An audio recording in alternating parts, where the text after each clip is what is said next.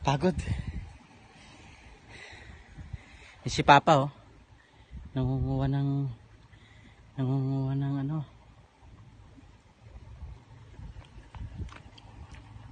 RJ. Lumot pagkain ng bangos. At si Jer nangunguha ng ano, ng bulakset. Eto oh, ang dami rito, lalaki. Ito oh.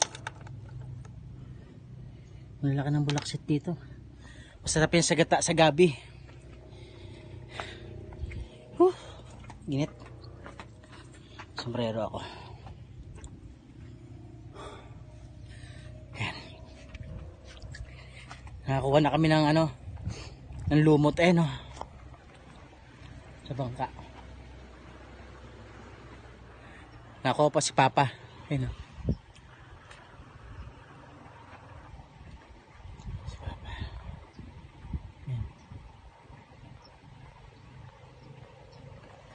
Maganda pagkain niya ng bangus eh. Mas mataba kaysa sa feeding. Lakad tayo. Yeah.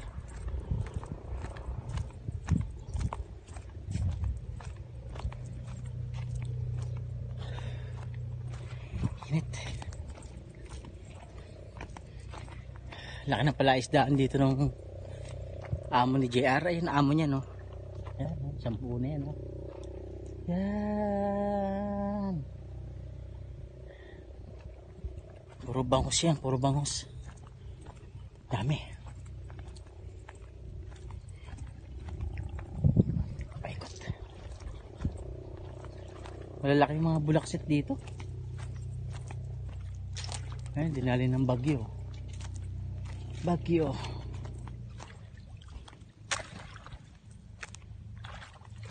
Yan, dami na nakuha.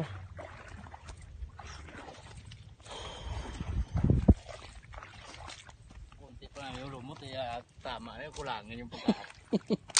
Magsawa siya dyan. Nag-ano naman yan, nagkakaugat. Oo nga, ganda yung marami. Ang daming ganyan ano, lalaki. Sa amin malilit lang yung ganyan eh. Palibasa, bihira kayo kung nangunguha eh. Isang sukat nila oh. Ang dami. 3 araw yan, wala na yan sa bangus dun. Pag naglaki yan ano? Yan naman siguro sa Papa eh.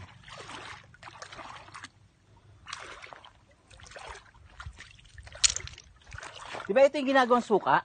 Oo yan. Oo, ito. Doon daming suka doon, drum suka doon. Ito yung ginagawa. Sukang sasa ang tawag dito eh. Sukang sasa. Ayan oh.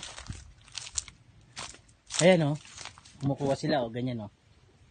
Yan. Suka yan. Sarap ng suka dito. Grabe. Ang dami oh. May ginagawang suka nila dito. Napakasarap. Natural. Walang ano. Walang chemical.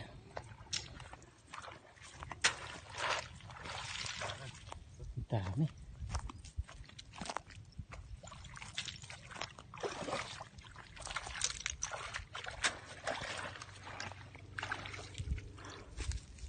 Dami na to.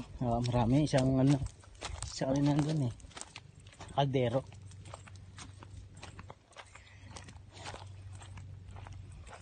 Simple lang ang buhay dito. Masipag ka lang. Mabubuhay ka dito. Ang dami rin nagbibigay ng isda. Kaya kalimitan siya. Nagbibigay ng isda si JR. Dito nang gagaling. Diyan, dito nang gagaling. Pagka nag-harvest sila. Ito. Ay.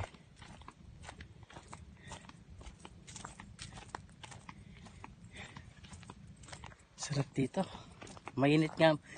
Okay pag mainit kaysa umuulan. Kasi pagka umuulan, ako, ang hirap paglakad dito sa putik, sa lupa. Na ganyan, okay lang. Ay, yung bangka na ginamit namin, no? Alexander Jude. Mamaya. Sipat na rin kayo mamaya. Ay, si Papa, oh.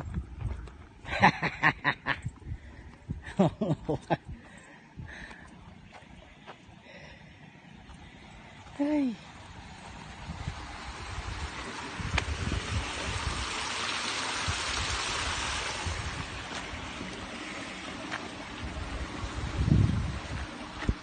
Yan na. Sunday ngayon. January 12. Ay, naligo na sila. Minsan takot ako sa ano eh. Sa burak eh. Palibasa